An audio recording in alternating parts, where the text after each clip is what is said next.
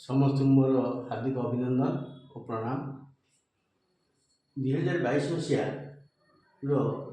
OTT paper one math रे पड़ता ये क्वेश्चन टी एक सुषम बहुभुजर गोटे कोण 165 डिग्री हेले यार बाहुर संख्या केते?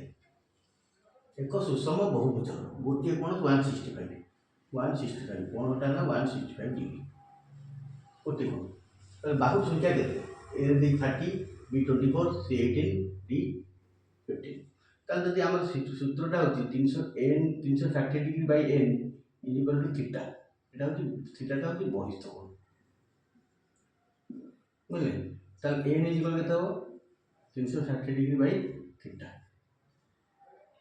बुझले n रहले थीटा होची थीटा ताल एटा 165 ताल 165 गोटे कोण भीतर कोण निश्चित ताल 155 टू 165 बोले माइनस करला केते रहला 10 5 5 7 6 लेखि 15 डिग्री ताल n is equal to 360 by 15 15 दूने 30 6 60 5 60 24 टी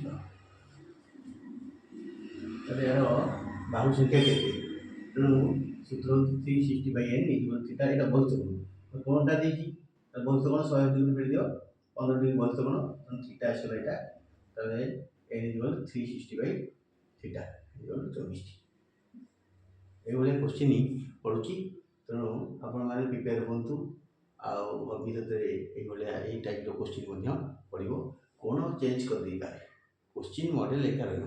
थैंक यू।